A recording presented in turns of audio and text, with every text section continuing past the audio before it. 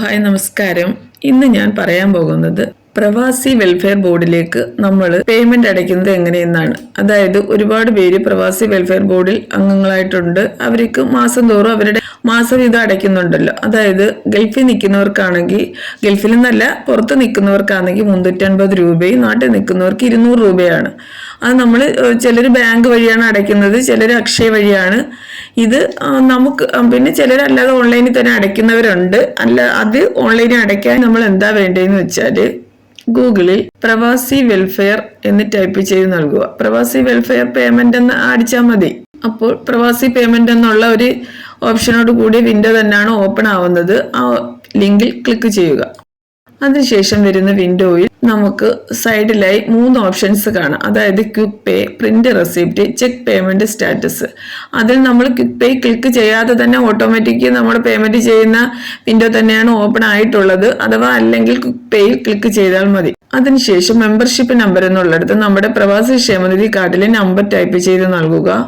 അടുത്ത ബോക്സിലായിട്ട് നമ്മുടെ date of birth type ചെയ്ത് നൽകുക. അതായത് പ്രവാസി ക്ഷേമനിധി കാർഡിലെ ഡേറ്റ് ഓഫ് ബർത്ത് ടൈപ്പ് ചെയ്ത് നൽകുക.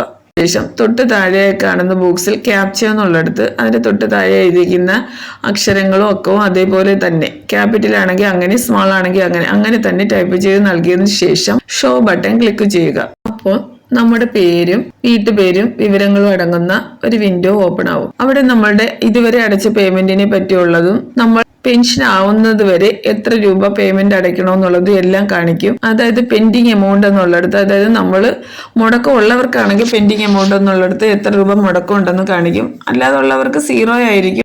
അതുപോലെ തന്നെ ഫൈൻ ഉണ്ടെങ്കിൽ ഫൈൻ എമൗണ്ടും എത്രയാണെന്ന് കാണിക്കും. പെനാൽറ്റി ടു ബി പെയ്ഡ് എന്നുള്ളിടത്താണ് ഫൈൻ കാണിക്കുന്നത്. അപ്പോൾ തൊട്ട് താഴെയോട്ട് നമ്മൾ പേയ്മെന്റ് മോഡ് എന്നുള്ളിടത്ത് സെലക്ട് ചെയ്തതിന് ശേഷം സബ്സ്ക്രിപ്ഷൻ പ്ലസ് പെനാൽറ്റി, ഇങ്ങനെ 3 ഓപ്ഷൻ കാണിക്കും. സബ്സ്ക്രിപ്ഷൻ എന്ന് വെച്ചാൽ നമ്മുടെ മാസം തോറും അടയ്ക്കുന്ന വിഹിതം, അത് സെലക്ട് ചെയ്തതിന് ശേഷം പിന്നൊരു കാര്യം, ഫൈൻ ഉള്ളവർ ഫൈൻ എന്നുള്ളത് തന്നെ സെലക്ട് ചെയ്തതിന് ശേഷമാണ് പേയ്മെന്റ് അടയ്ക്കേണ്ടത്.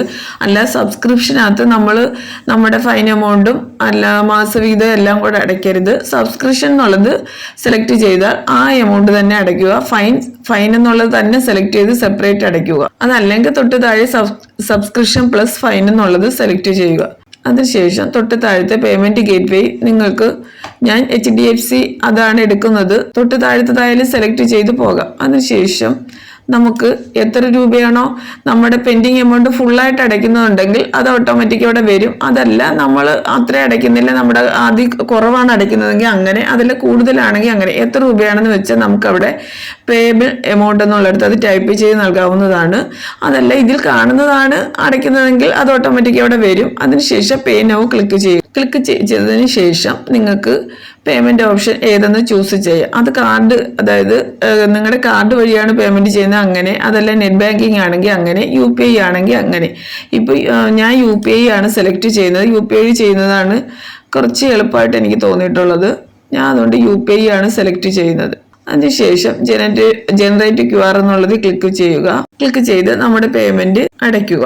അടച്ചു കഴിയുമ്പോഴത്തേക്ക് നമ്മൾ പേയ്മെന്റ് അടച്ചതിന്റെ റെസിപ്റ്റ് നമുക്ക് സക്സസ് യുവർ പേയ്മെന്റ് എത്ര രൂപയാണെന്ന് വെച്ചാൽ അത് കാണിച്ചുകൊണ്ട് ഈ സക്സസ്ഫുൾ എന്ന് എഴുതി കാണിക്കും. അതിന് തൊട്ട് താഴെയായി കാണുന്ന സേവ് ആസ് PDF എന്നുള്ള ലിങ്ക് ക്ലിക്ക് ചെയ്യുമ്പോൾ നിങ്ങളുടെ പേയ്മെന്റ് റെസിപ്റ്റ് ലഭ്യമാകും.